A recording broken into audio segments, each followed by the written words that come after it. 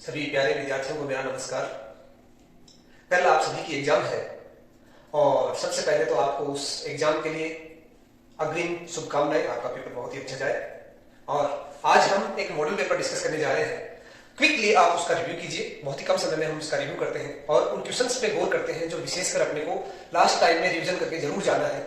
विशेषकर जो बड़े क्वेश्चन है, निबंधात्मक क्वेश्चन है, बहुत ही लिमिटेड क्वेश्चन है और उन्हीं में से डेफिनेटली उन्हीं में से आने हैं। बोर्ड हर साल उनको रिपीट करता है, एक साल छोड़ के एक साल में क्वेश्चन को रिपीट करता है। उनको विशेषकर देख के जाए क्योंकि वो क्वेश्चन गलत किसी भी हाल में आपके नहीं होने चाहिए। तो उन पे भी हम गौर करेंगे। सबसे पहले एक मॉडल पेपर है, उसको हम डिस्कस कर लेते हैं जल्दी से। चलो, आपने सभी ने पढ़ा होगा, आप सभी ने देखा होगा ये जो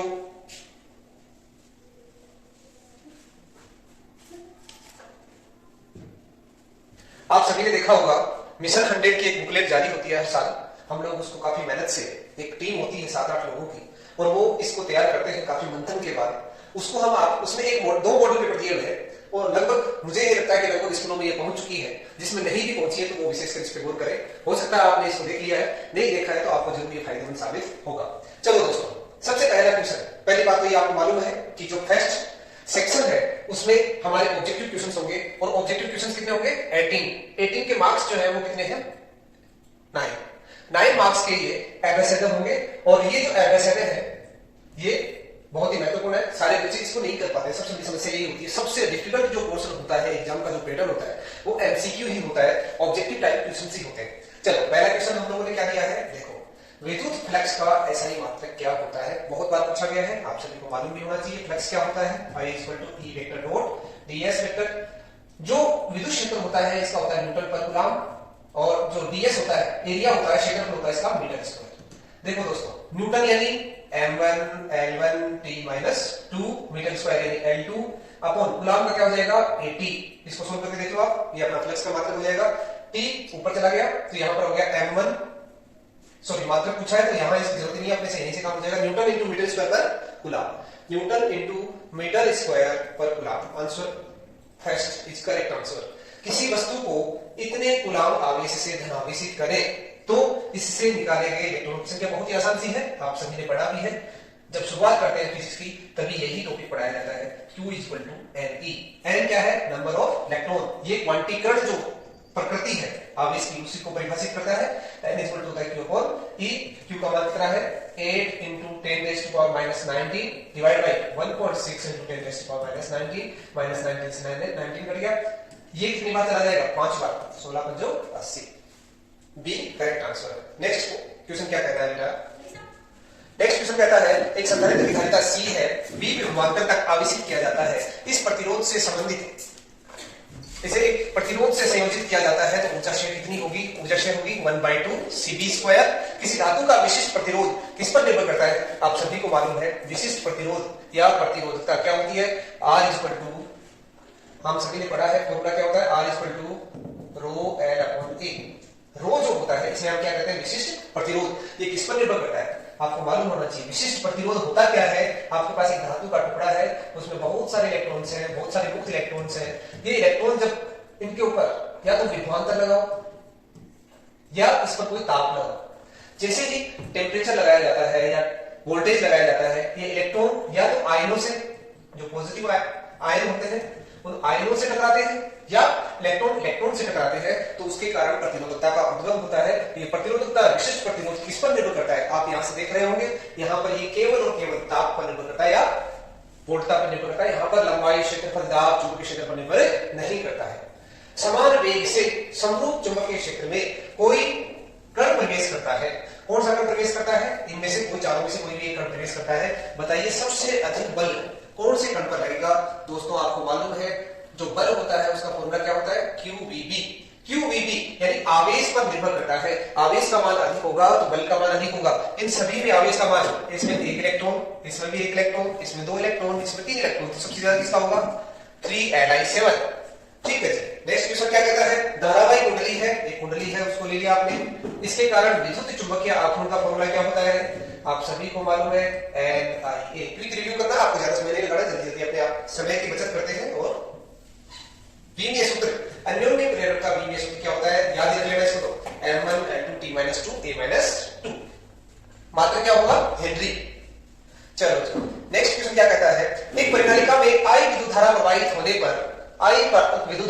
होने पर चुंबकीय क्षेत्र का मान क्या आता है? बी आता है। यदि परिनालिका की लंबाई फेरों की संख्या को दोगुना कर दे, लंबाई को दोगुना कर दे और फेरों की संख्या को, यानी एन डेश को क्या कर दो? 2l कर दो। फेरों की संख्या एन डेश को क्या कर दो? 2n कर दो। क्या होगा? चुंबकीय क्षेत्र का मान वही चाहिए।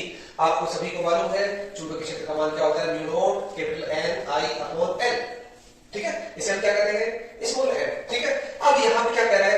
n को 2n कर दो, म्यू नॉट 2n I बटे l को क्या मान? 2l। उसे टुकड़ गया, मान तो उतना ही लिया। कहने का मतलब है आपको I में कोई परिवर्तन करने की आवश्यकता नहीं है, विद्युत धारा वही प्रवाहित होने दो, बस फेरों की संख्या को डबल कर दो, लंबाई को डबल कर दो, तो घनत्व वही हो जाएगा और उसके चुंबकीय क्षेत्र में कोई प्रभाव नहीं पड़ेगा। नेक्स्ट क्वेश्चन दोस्तों, प्रत्यावर्ती धारा के वर्ग माध्यम मूलमान, ठीक है, आरएमएस वैल्यू ऑफ करंट और शिखर मान पीक वैल्यू में जो अनुपात है वो पूछा गया है, आई आरएमएस अपॉन आई एम कितना होता है? दोस्तों आप सभी को मालूम है जो हमारे पास आई एम का मान होता है वो √2 इंटू आई आरएमएस होता है, √2 इंटू आई आरएमएस होता है। तो आई आरएमएस इस √2 को नीचे ले जाओ तो आंसर क्या आ जाएगा? 42 आ जाएगा। ठीक है जी। किसी विद्युत चुंबकीय तरंग के विद्युत क्षेत्र तथा चुंबकीय क्षेत्र क्या क्या होते हैं? दोनों एक समान कला में होते हैं, एक दूसरे के लंबवत होते हैं। क्रांति कोण अपवर्तनांक में क्या संबंध होता है? n equal to 1 upon sine IC होता है। कई बार अपवर्तनांक को म्यू भी लिख देते हैं, n भी लिख देते हैं, आपको इसमें डाउट होने की आवश्यकता नहीं है। चलो जी नेक्स्ट क्वेश्चन क्या कहता है, समतल ध्रुवित प्रकाश में कंपन तल होते हैं। कंपन तल हमेशा क्या होते हैं? एक ही दिशा में होते हैं। फोटोन का संवेग आपको ये भी मालूम होना चाहिए, फोटोन का तरंग दैर्घ्य क्या होती है? h upon p। आपसे संवेग पूछा है तो संवेग का formula p equal to h upon lambda, परंतु यहां पर तो ऐसा है, तो ऐसे क्या करें? इस लैम्डा को क्या लिख सकते हो? न्यू इक्वल टू होता है c अपॉन लैम्डा, तो लैम्डा इक्वल टू क्या हो जाएगा? c upon new. तो इस लैम्डा के c अपॉन न्यू पुट करता हूं तो h c अपॉन न्यू ऊपर चला जाएगा, h new by c, h new by c। First correct. इनमें से हाइड्रोजन परमाणु की कौन सी श्रेणी अवरक्त भाग में दिखाई देती है? दोस्तों बहुत ही महत्वपूर्ण क्वेश्चन है, हर साल यहां से क्वेश्चन आता ही आता है। हम पहले भी जो प्रीवियस लेक्चर है उसमें भी डिस्कस कर चुके हैं। लाइमन श्रेणी हमेशा यूवी, बामर श्रेणी हमेशा विजिबल। बाकी ये तीनों के तीनों आईआर में आते हैं, यानी ये यूवी में आती है, बामर विजिबल में आती है और बाकी पार्शियल ब्रैकेट फॉर्म किस में आते हैं? आईआर में आ जाते हैं। बोर मॉडल के अनुसार हाइड्रोजन परमाणु की एनबी कक्षा की त्रिज्या n स्क्वायर के, ऊर्जा समानुपाती होती है 1 अपॉन n स्क्वायर के और वेग 1 अपॉन n के। ठीक है, जैसे जैसे n का मान बढ़ेगा वेग का मान क्या हो जाएगा? 2nh एप्सिलॉन नॉट होता है। ठीक है जी, चलो जी आगे बढ़ते हैं। नाभिक के घनत्व का सन्निकट मान कितना होता है? 10 की घात 17 को ध्यान रखना, 10⁻17 kg पर मीटर क्यूब। मात्रक को भी विशेष नोट करना, हो सकता है सेंटीमीटर क्यूब दे दे, ग्राम पर सेंटीमीटर क्यूब, तो उसको कन्वर्ट करना पड़ेगा आपको। कुचालकों में संयोजकता में चालन बैंड के बीच वर्जित ऊर्जा अंतराल का मान कितना होता है? कुचालकों में जो वर्जित ऊर्जा अंतराल होता है उसका मान more than 3 electron volt, 3 electron volt से ज्यादा होता है। अब इससे ज्यादा कितना भी हो सकता है, तो यहां पर जो ऑप्शन है उसमें 6 इलेक्ट्रॉन वोल्ट दे रखा है, ये इसका सही आंसर है। चलो, पूर्ण तरंग निष्कालिक से प्राप्त निर्गत तरंग तथा निवेशी तरंग के बीच की आवृत्ति कितनी होती है? तो ये दुगुनी होती है, ये आपको मालूम ही है। नेक्स्ट क्वेश्चन, रिक्त स्थान। देखो 18 क्वेश्चन पूरे हो गए, अब अपने को 10 क्या मिलेंगे? रिक्त स्थान मिलेंगे, फिल इन द ब्लैंक्स मिलेंगे। फिल इन द ब्लैंक्स जो वन लाइनर क्वेश्चंस है वो भी इसके जैसे ही है लगभग, उनमें थोड़ा सा अंतर आएगा। यहाँ पे क्या कह रहा है कि एक समान आवेशी पतले गोली कोष के अंदर, गोली कोष बेटा क्या होता है? टेनिस की बॉल। टेनिस की बॉल अंदर से क्या होती है? खोखली होती है, तो इसको हम क्या बोलेंगे? स्फेरिकल से खोलीय कोष। इसके अंदर विद्युत क्षेत्र का मान कितना होता है? हमेशा 0 होता है। प्रतिरोधकता का मात्रक आपको मालूम है, R = ρ N अपॉन A।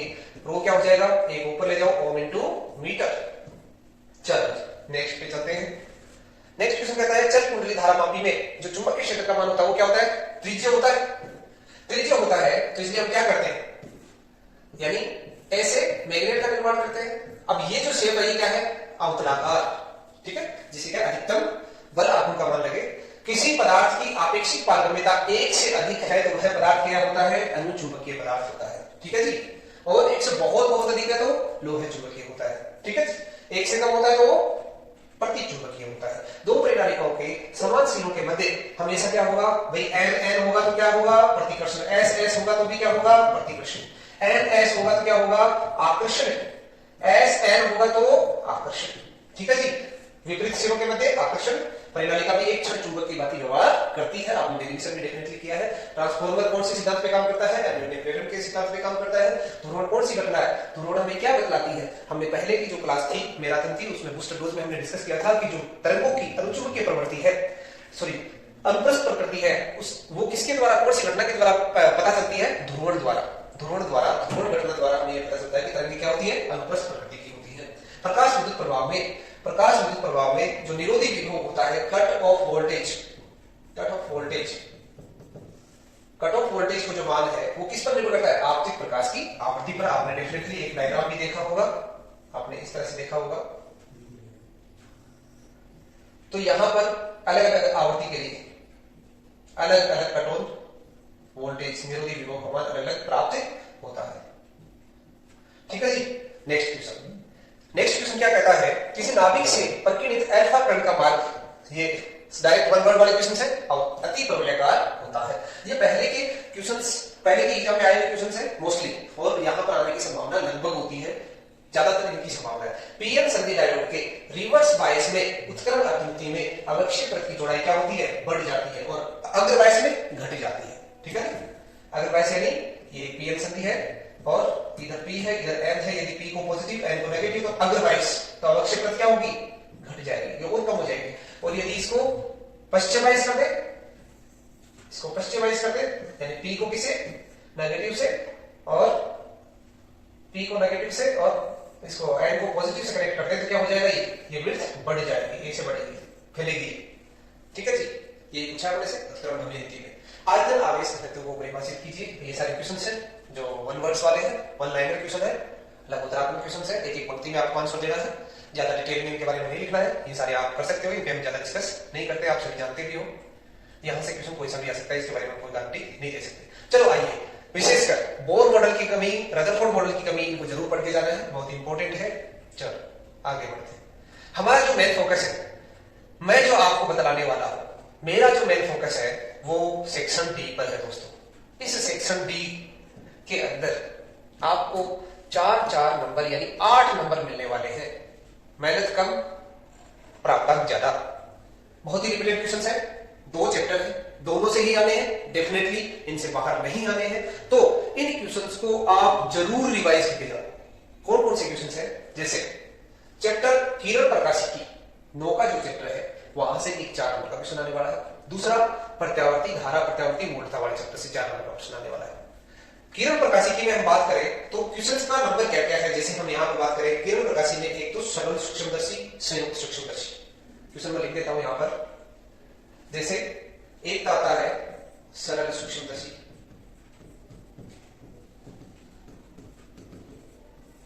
संयुक्त सूक्ष्मदर्शी,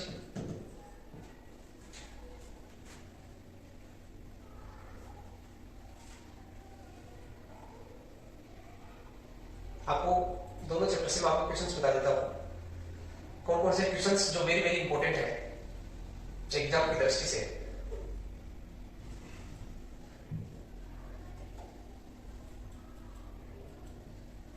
देखो दोस्तों, पहला हम बात करें किरण प्रकाशिकी और दूसरा चैप्टर जो है जहां से महत्वपूर्ण क्वेश्चन जो 4 नंबर का है, निबंधात्मक क्वेश्चन है, वह है अपना प्रत्यावर्ती वोल्टता या धारा, वोल्टता तथा धारा, विद्युत धारा। इन दोनों चैप्टर से आपको 4 नंबर के क्वेश्चन मिलने वाले हैं, यानी 8 नंबर आपके यहां से पक्के हैं।